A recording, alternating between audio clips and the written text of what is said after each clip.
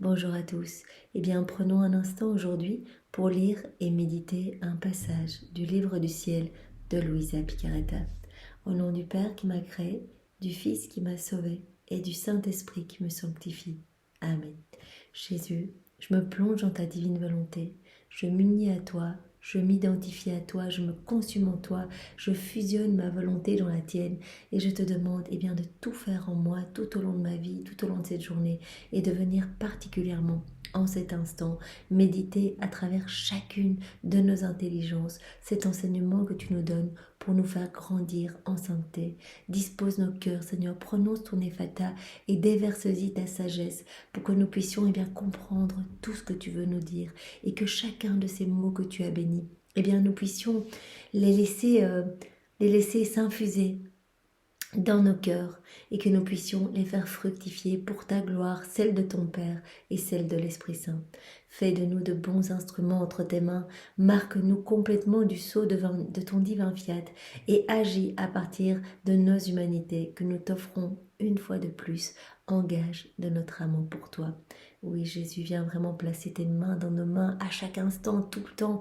Viens dans chacun de nos regards, dans nos paroles, dans nos pensées, dans notre souffle, dans nos respirations, dans nos battements de cœur, dans nos pas, dans chacun de nos mouvements, conscients et inconscients.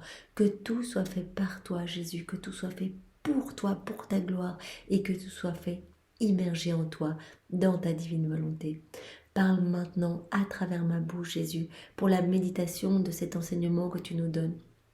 Et vraiment, envoie-moi ton Esprit Saint pour que je reste toujours unie à toi dans ta vérité et que ce moment fait par toi devienne divin, éternel, comme une prière magnifique qui s'élève vers le ciel au nom de tous et que vraiment il y ait des retombées bénéfiques et bienfaisantes sur toutes les âmes de toutes les générations, partout dans le ciel, sur la terre, et que beaucoup de tes enfants se convertissent. C'est ce que nous voulons, Seigneur, que tous les hommes soient sauvés et que tu puisses être heureux, être glorifié à chaque instant. Alors le passage que nous allons méditer est celui du 16 novembre 1922. Donc c'est dans le volume 14. C'est Luisa qui parle. J'étais dans mon état habituel. Mon toujours aimable Jésus vint et m'immergea complètement dans sa très sainte volonté.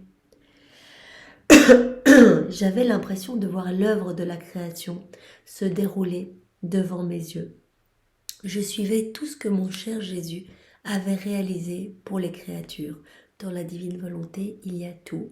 Et donc Louisa, quand elle s'immerge dans la divine volonté, elle peut voir, elle a l'impression d'être la spectatrice de toute la création, etc.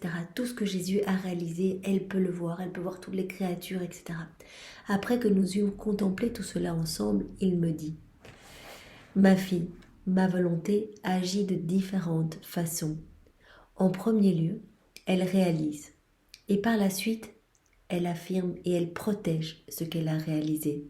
Et hier, nous avions vu, ou avant-hier, avant de réaliser, le Seigneur garde d'abord dans ses pensées, il conçoit.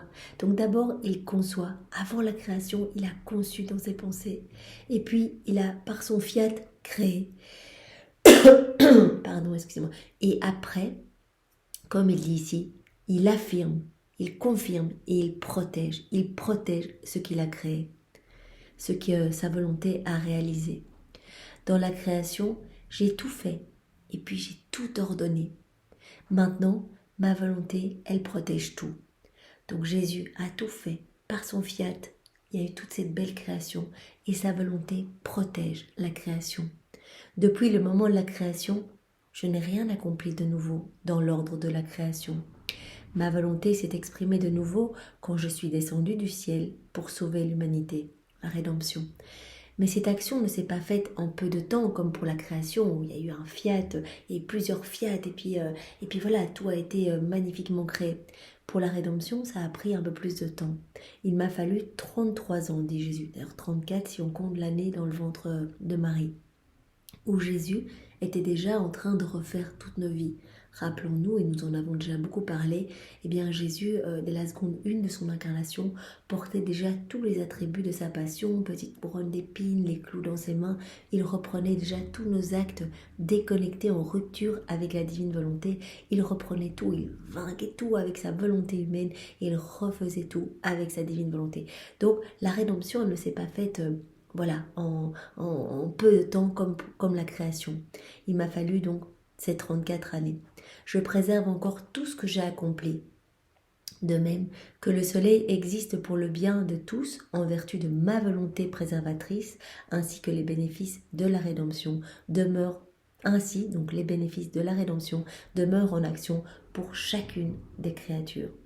Donc voilà, le Seigneur dit, tout ce que j'ai acquis, tous les fruits de la rédemption, tout cela est en action. En fait, tout est continuel. Tout ce que j'ai accompli pour sanctifier les vies, refaire les vies, les reconnecter à la divine volonté, eh bien tout cela est accessible de manière éternelle. Donc les hommes peuvent, en s'unissant à moi, recevoir directement tous les fruits de la rédemption qui vont être distribués dans leur cœur, mais aussi dans tous les cœurs. C'est ça qui est magnifique dans la divine volonté, c'est vraiment l'union à Jésus. On s'unit à Jésus pour que sa divine volonté soit opérante et agissante en nous, pour que vraiment la vie divine puisse croître en nous. Et à chaque fois qu'on s'unit à Jésus, il l'a dit dans beaucoup de passages, je suis la divine volonté. Dès qu'on s'unit à Jésus, directement, on va recevoir tous les fruits de la rédemption. Donc il dit, voilà, comme le soleil existe pour le bien de tous, voilà, il y a tous ces fruits, le soleil, la chaleur, la vie, etc. Le soleil permet la vie partout sur la terre. Eh bien, ma volonté permet que tous les bénéfices de la rédemption demeurent en action pour chacun de mes enfants, pour chaque créature de tous les temps, de toutes les générations. Pour autant que les hommes viennent chercher ces fruits. Ce serait trop bête de les laisser tous suspendus. Tous ces actes suspendus contiennent vraiment des cadeaux, des merveilles, des grâces et bénédictions. Chacune des souffrances de Jésus est porteuse de grâce pour nous. Eh bien, ce serait dommage de ne pas s'unir à Jésus pour laisser tous ces fruits en suspens et ne pas les recevoir. Actuellement, ma volonté veut se remettre au travail. Sais-tu ce qu'elle compte entreprendre? Elle désire produire dans les créatures ce qu'elle a accompli dans mon humanité. Donc, passer donc la création, la rédemption, la volonté de Jésus veut se remettre en mouvement. Et qu'est-ce qu'elle veut faire? Elle veut reproduire, elle veut continuer, elle veut produire en chacun de nous, tous les hommes, ce qu'elle a accompli dans l'humanité de Jésus. Elle veut reproduire, elle veut continuer la vie qu'elle avait en Jésus. La divine volonté qui opérait dans l'humanité de Jésus, elle veut maintenant opérer en chacun de nous. Ce sera une œuvre extrêmement imposante, plus grande que la rédemption. Donc là, ça fait déjà quelques fois que Jésus nous dit que le fiat de la sanctification, cette vie dans la divine volonté, c'est une œuvre encore plus grande que l'œuvre de la création et de la rédemption, puisque vraiment cette œuvre vient chapeauter, vient apporter vraiment l'aboutissement, le parachèvement du fiat de la création et de la rédemption. C'est vraiment par la vie dans la divine volonté que l'homme va pouvoir revenir à ce pourquoi il a été créé, à l'origine.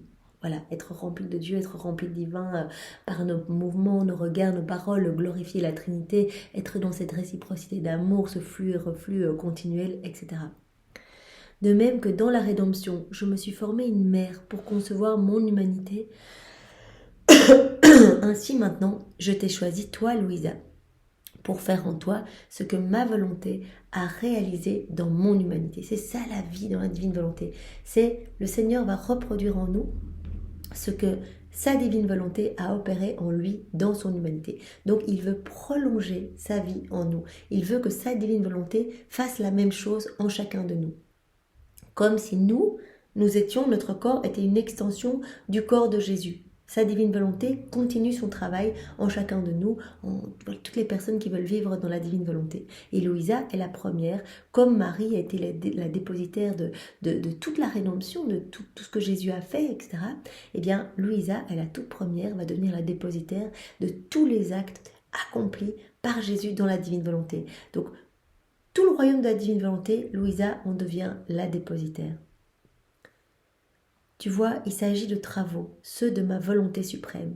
Comme lors de la création, le vide de l'espace s'offrait pour que j'y place le soleil, les étoiles, la lune, l'atmosphère et toutes les belles choses qui se trouvent sous la voûte des cieux. Donc, il fallait qu'il y ait ce vide pour que Jésus remplisse ce vide des merveilles, voilà, toute la voûte céleste, le ciel, les étoiles, etc. Ainsi, toi, Louisa, il faut pareillement qu'il y ait un dépouillement dans ton âme pour que je puisse faire croître ma vie divine en toi. Tu vas t'offrir toi-même pour recevoir toutes ces choses que ma volonté a réalisées dans mon humanité. C'est ça que Jésus veut faire en chacun de nous. Il veut placer tout ce que sa volonté a réalisé en lui lors de son passage sur la terre, dans son humanité, dans son corps. Tout ce qu'il a fait dans la divine volonté, il veut placer tout cela en Louisa. Il veut vraiment la vider, la dépouiller pour placer tous ces actes que lui a réalisés dans la divine volonté. Il veut que Louisa en soit la dépositaire. Et il veut que nous suivions, que nous soyons les petits maillons après Louisa et que nous lui donnions nos corps pour être vraiment des extensions de son humanité. Tu seras donc, Louisa, comme mon humanité qui ne s'est jamais opposée à tout ce que ma volonté voulait accomplir. Voilà, Louisa, je te demande vraiment ce détachement de tout. C'est moi qui vais venir opérer ce travail en toi. C'est moi qui vais te dépouiller. On le voit dans les premiers volumes. Il y a tout, cette pratique des vertus, tous ces enseignements voilà, sur l'obéissance, sur la pureté, sur la constance, la persévérance, voilà, dans l'amour, dans la prière, etc. Tout cela permet à Louisa ce dépouillement nécessaire pour que vraiment son âme soit vidée de tout comme eh bien l'espace était vide pour que Jésus puisse travailler et y mettre voilà, les étoiles, le soleil. Et bien dans le cœur de Louisa, il veut vraiment la dépouiller de tout pour pouvoir déposer tous les actes que lui a accomplis lors de son passage sur la terre dans la divine volonté. Ce que la divine volonté a opéré dans son humanité, il veut le placer dans Louisa, dans le cœur de Louisa. Donc il faut pour ça que son âme soit toute vide. Voilà, tu seras toi alors Louisa, et nous serons chacun de nous, si nous vivons dans la divine volonté, eh bien des humanités de surcroît pour Jésus, des prolongations de son humanité à lui. Son humanité qui ne s'est jamais opposée à la divine volonté. Il attend cela de la part de Louisa, vraiment ne jamais s'opposer, se laisser vraiment complètement façonner, s'abandonner entre les mains de Jésus, lui faire confiance et se laisser dépouiller de tout pour qu'il puisse vraiment opérer ce prodige des prodiges. Voilà, je vais déposer en toi tout ce que la volonté suprême a fait en moi afin que tu puisses tout reproduire. Il demande à Louisa d'être vraiment cette reproduction, ce miroir, comme Jésus a utilisé cet exemple il y a quelques jours, cet écho, cette image de la Trinité, etc. Que Louisa puisse vraiment faire tout ce que Jésus a fait lors de son passage sur la terre. Il veut faire en elle, eh bien, il veut reproduire en elle tout ce que sa divine volonté a opéré en lui. Plus tard, en recevant l'absolution de mon confesseur, je me disais « Mon Jésus, je veux recevoir l'absolution dans ta volonté. » Donc Louisa va se confesser, et donc c'est vraiment une belle clé pour nous aussi. Lorsque nous allons nous confesser, nous pouvons recevoir l'absolution. Donc nous nous confessions, nous pouvons dire avant Jésus, je me confesse en ta divine volonté. C'est toi qui vas venir parler à travers ma bouche pour vraiment que je sois guidée, pour que voilà, je n'omette pas des choses sombres de mon âme. Et au moment où on s'est confessé, on va recevoir le pardon, la douche de miséricorde, la douche de lumière au nom de tous. Donc on peut dire dans notre tête, Jésus, je reçois l'absolution dans ta divine volonté. C'est ce que Louisa faisait. Avant que j'aie pu dire un seul mot de plus, Jésus me dit, je t'absous dans ma volonté. Et en t'absolvant, ma volonté place les mots de l'absolution en action pour absoudre quiconque veut être absous et pour pardonner à quiconque veut être pardonné. Quand on demande l'absolution dans la divine volonté, en fait cela va avoir des répercussions sur tous les hommes de tous les temps. Toutes les personnes qui vont émettre le désir d'être pardonnées, eh bien, seront directement pardonnées. Quiconque veut être pardonné recevra cette absolution. Quiconque veut être absous, eh bien, recevra cette absolution, puisque vraiment tu demandes cette absolution dans la divine volonté au nom de tous.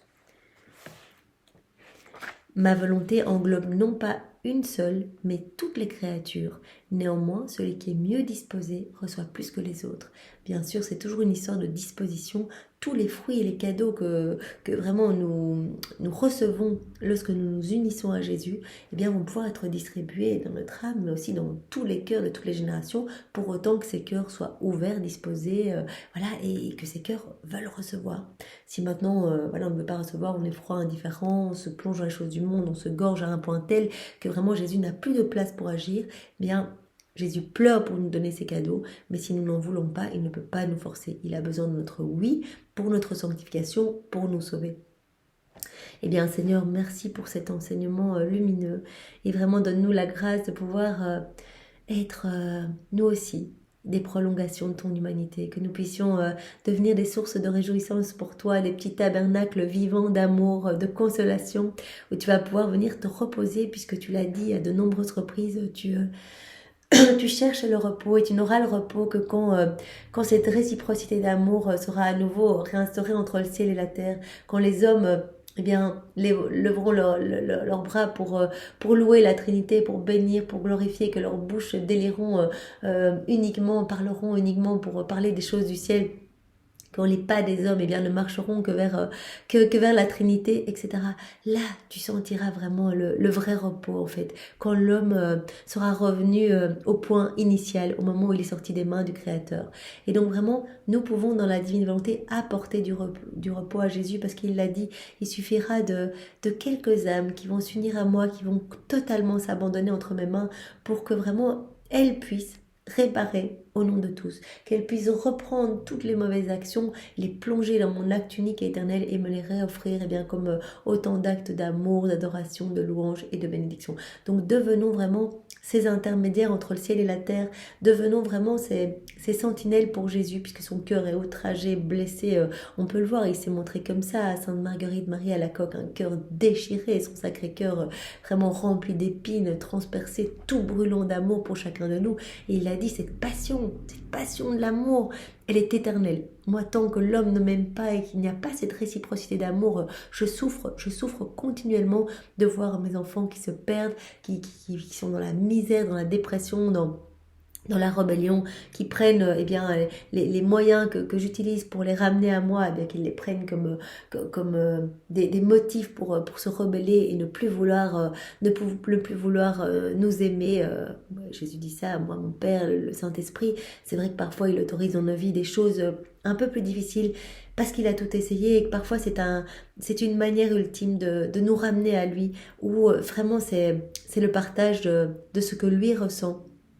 Et donc, plutôt que recevoir cela comme un cadeau d'amour, vraiment un cadeau de prédilection, eh bien, souvent, nous nous rebellons, nous ne voulons pas de la souffrance, vraiment, nous portons nos croix, mais en râlant, en maugréant, un peu comme Simon de Cyrène qui l'a fait, mais de mauvaise foi.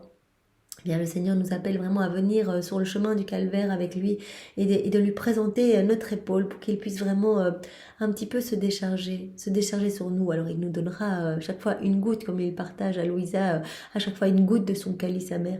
Mais il a besoin de sentir des âmes qu'il aime et qui sont prêtes eh bien, à ouvrir leur cœur pour partager ce que Jésus ressent continuellement sous ses amertumes, parce que Jésus est souvent en état d'amertume. Très souvent, là, on peut lire dans les écrits du ciel, il se montre couronné d'épines, flagellé, avec du crachat sur le visage, etc. Il dit, voilà, tous les hommes qui ne m'aiment pas, voilà, tous les actes en rupture avec la divine volonté, eh bien, ça me cause à chaque fois une mort.